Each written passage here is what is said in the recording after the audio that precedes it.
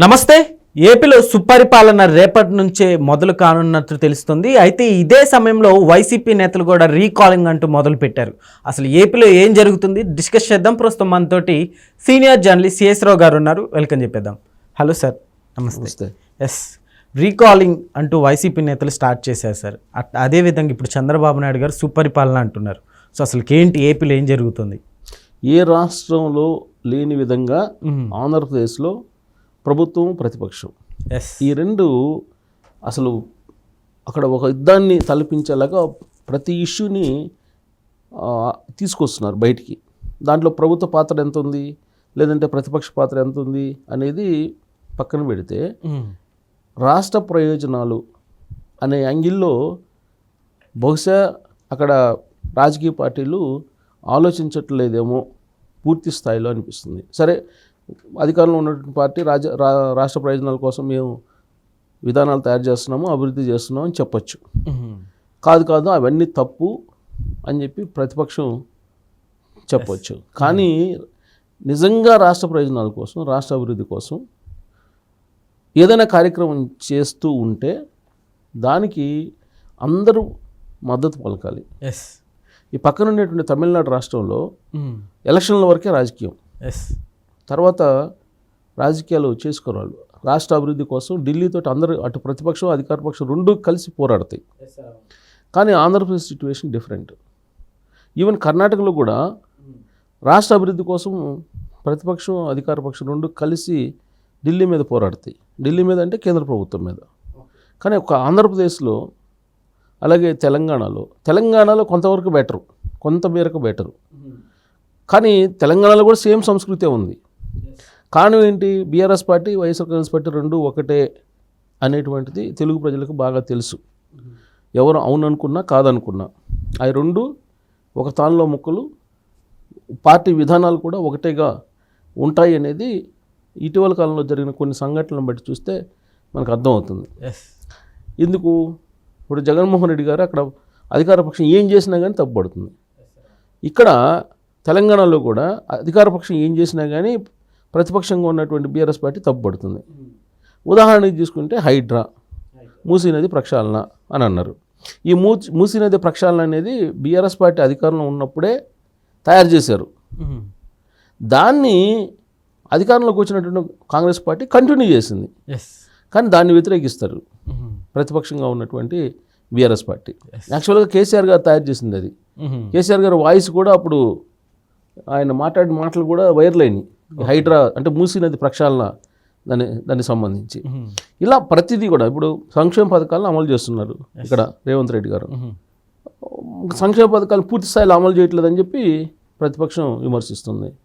ఒకవైపు ఏమో రైతులకి రుణమాఫీ, తర్వాత రైతు సంబంధించిన భరోసా వేస్తున్నారు వీళ్ళు, కానీ పూర్తి స్థాయిలో వేయట్లేదని చెప్పి ఇక్కడ గగ్గోలు పెడుతున్నారు. సేమ్ అలానే ఆంధ్రప్రదేశ్లో కూడా చంద్రబాబు నాయుడు గారు ఒక వైపు అభివృద్ధి, ఇంకొక వైపు సంక్షేమం రెండింటిని తీసుకెళ్తున్నారు. ఏడాది కాలంగా ఆయన పరిపాలనను చూస్తున్నాము. ఏడాది పూర్తయిన సందర్భంగా సుపరిపాలన తొలి అడుగు అంటే మొదటి ఏడాది అని తొలి అడుగు అని చెప్పి ఆయన ఒక కార్యక్రమాన్ని పెట్టుకొని ఏడాది కాలం పాటు ప్రభుత్వం ఏం చేసింది అనేది చెప్పడానికి ప్రజల మధ్యకి ఎమ్మెల్యేలను వెళ్ళాలని చెప్పి దిశానిర్దేశం చేశారు. ఆ మేరకు 2వ తారీఖు నుంచి అంటే బుధవారం నుంచి ప్రతి ఎమ్మెల్యే ప్రజల వద్దకు వెళ్ళడానికి సిద్ధమయ్యారు.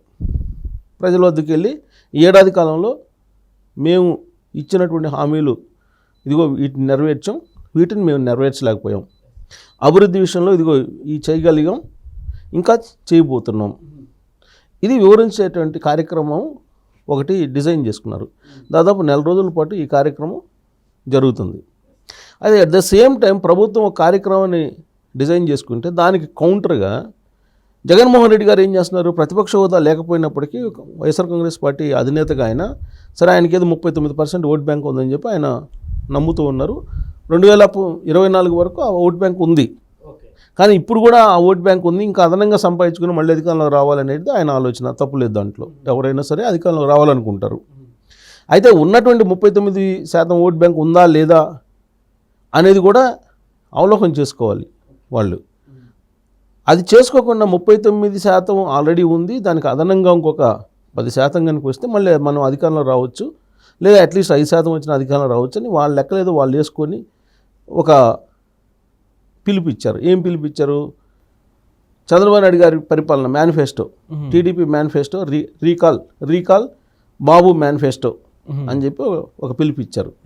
ఏంటి ఆ పిలుపు వెనుక ఆయన చెప్పింది డెసిషన్ ఏంటంటే, చంద్రబాబు నాయుడు గారు 2024 ఎన్నికలకు ముందు సూపర్ 6 హామీలు ఇచ్చారు, వాటిని అమలు చేయట్లేదు.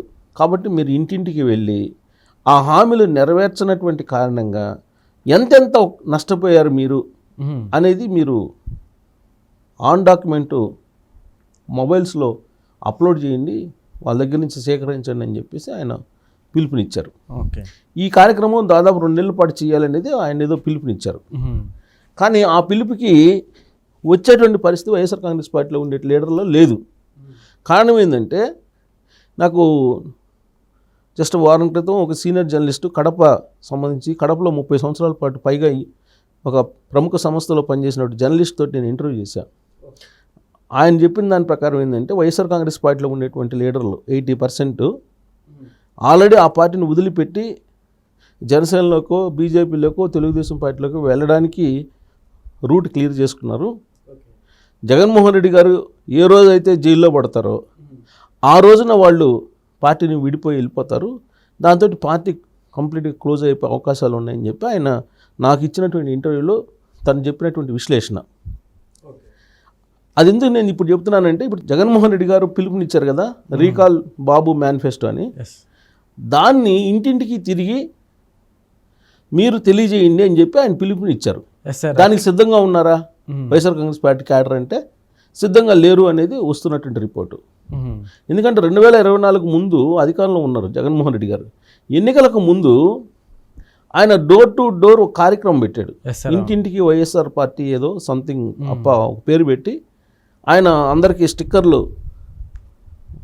దర్వాజాల మీద అంటించండి, డోర్స్ మీద అంటించండి అని చెప్పి ఆ స్టిక్కర్లు ఏదో ఇచ్చి జగన్మోహన్ రెడ్డి గారి బొమ్మ, ఆ తర్వాత ఎవరెవరికి 5 సంవత్సరాల్లో సంక్షేమ పథకాలని నవరత్నాలను అందించాము అవి తెలియజేయండి అని చెప్పి ఆయన ఒక డ్రైవ్ పెట్టారు. ఆ కార్యక్రమానికి దాదాపు 40 మంది ఎమ్మెల్యేలు అప్పట్లో ఉండేటువంటి వాళ్ళు హాజరు కాల. ఇప్పుడు అధికారం కోల్పోయారు, 11 మంది ఎమ్మెల్యేలు ఉన్నారు ఆయన దగ్గర. అసలు ఆయనకి వైఎస్ఆర్ కాంగ్రెస్ పార్టీకి సంబంధించి ఇన్ఛార్జీలు మొత్తం సమావేశానికి పిలిస్తేనే రాలేదు. ఈ మధ్య ఒక మీటింగ్ వేశారు, కొంతమంది హాజరయ్యారు తప్ప మిగతా వాళ్ళు హాజరు కాల. అసలు ఆ పార్టీ గ్రామస్థాయి నిర్మాణమే లేదు పూర్తి స్థాయిలో. 2 నెలల పాటు కార్యక్రమానికి పిలుపునిస్తే అది కూడా రీకాల్ చంద్రబాబు మేనిఫెస్టోలో అమలు చేయట్లేదు, చంద్రబాబు గారు సూపర్ 6 చెప్పారు అమలు చేయట్లేదు అని చెప్పి ప్రజల వద్దకు వెళ్తే ప్రజలు ఆదరిస్తారా?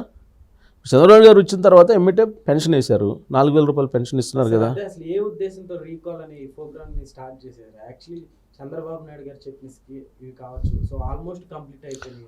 ఇప్పుడు అదే ప్రజలు నిలదీసే అవకాశం ఉంది. ఇప్పుడు వీళ్ళు పోయి ఏం చెప్తారు, చంద్రబాబు నాయుడు గారు సూపర్ 6 హామీ ఇచ్చారు అమలు చేయలేదు అంటారు. ఏం అమలు చేయలేదు చెప్పిని? ఇప్పుడు పెన్షన్ 4,000 రూపాయలు నెల 1వ తారీఖు ఇస్తున్నారు. గతంలో ఎప్పుడు 1వ తారీఖు వల్ల ఇవాళ 1వ తారీఖు ఇస్తున్నారు. ప్లస్ ఇంకోటి ఏంటి, పాత బకాయిలు కూడా ఇచ్చారు.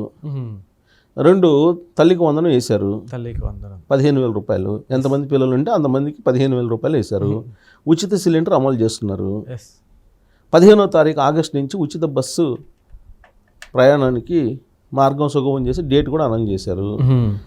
అన్నదాత సుఖీభవ ఏడాదికి 20,000 రూపాయలు రైతులకు ఇస్తామంటే అది కూడా మోడీ గారు 3 విడతలకు ఇస్తున్నారు కదా, 3 విడతల్లో వాళ్ళు ఇచ్చేటువంటి అమౌంట్కి యాడ్ చేసి ఇస్తామని చెప్పేసి ఆల్రెడీ దానికి చెప్పారు.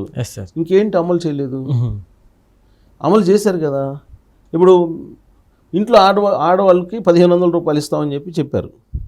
అది దాని సంగతి ఏంది అని అడుగుతున్నారు. ఇప్పుడు సంక్షేమ పథకాలు ఎప్పుడైనా సరే అన్నీ ఒకే రోజు అనౌన్స్ ఇవ్వరు. ఒక డేట్ పెట్టి ఆ డేట్ని అన్నీ అమలు చేస్తామని చెప్పి ఏ పార్టీ రాజకీయ పార్టీకి సాధ్యం కాదు, ఏ పార్టీ చెయ్యదు. 5 సంవత్సరాల టెన్యూర్ ఉంది. ఈ 5 సంవత్సరాల్లో ఎప్పుడైనా చేయొచ్చు. కానీ చంద్రబాబు నాయుడు గారు తొలి ఏడాదే చేశారు అన్నీ. అలాగే పబ్లిక్ కనిపిస్తూ ఉన్నాయి. మరి పబ్లిక్ కనిపిస్తున్నప్పుడు రేపు పోయి రీకాల్ చంద్రబాబు మేనిఫెస్టో అని అంటే ప్రజలు తిరగబడరా? తిరగబడే పరిస్థితి ఉంది అని చెప్పి వైఎస్ఆర్ కాంగ్రెస్ పార్టీ వాళ్ళు జగన్మోహన్ రెడ్డి గారు ఇచ్చినటువంటి పిలుపుకి వెనకడుగు వేస్తున్నారు. అందుకే ఈయన ఏం చేస్తున్నారు, 3వ తారీఖు నెల్లూరు వెళ్తున్నారు. నెల్లూరు వెళ్ళి ఈయన స్వయంగా ఆ కార్యక్రమంలో పార్టిసిపేట్ చేయాలనేటువంటి ప్రయత్నం చేస్తున్నారు. ప్రభుత్వం ఇప్పటి వరకు కూడా ఆయనకి ఎక్కడ అడ్డంకులు చెప్పలా. కానీ వైఎస్ఆర్ కాంగ్రెస్ పార్టీ జగన్మోహన్ రెడ్డి గారి టీం ఏంటి, జగన్మోహన్ రెడ్డి గారు నెల్లూరు వస్తున్నారు 3వ తారీఖు, అందుకని ఆంక్షలు పెడుతున్నారు, అడ్డుకుంటున్నారు జనాల్ని ప్రభుత్వం అని చెప్పి ఒక పెద్ద ఎత్తున ప్రచారం చేస్తుంది. ఇప్పటి వరకు ఆయన ప్రోగ్రాంను అడ్డుకుంటున్నటువంటి దాఖలాలు ఎక్కడా కనిపించలా.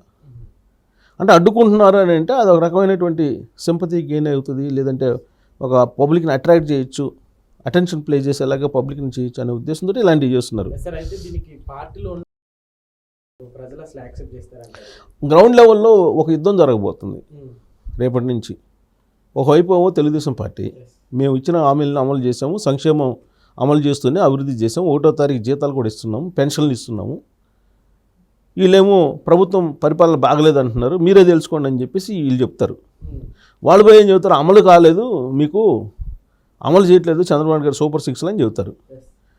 ఇప్పుడు ఎవరిది నిజం ఎవరిది అబద్ధం అనేది ఈ 2 నెలల్లో తెలిసిపోద్ది. ఇప్పుడు 4 రోజుల ప్రోగ్రాం చంద్రబాబు గారు ఇచ్చారు, 2 నెలల ప్రోగ్రాం జగన్మోహన్ రెడ్డి గారు ఇచ్చారు. ఫస్ట్ 1 వీక్లోనే తెలిసిపోతుంది ఎవరిని పబ్లిక్ ఎంబడిపడి తిరగబడి పంపిస్తున్నారు అనేది. ఫస్ట్ 4-5 రోజుల్లో తెలియబోతుంది. ఒక వార్ ఒక యుద్ధం జరగబోతుందని చెప్పొచ్చు రేపటి నుంచి. Thank you.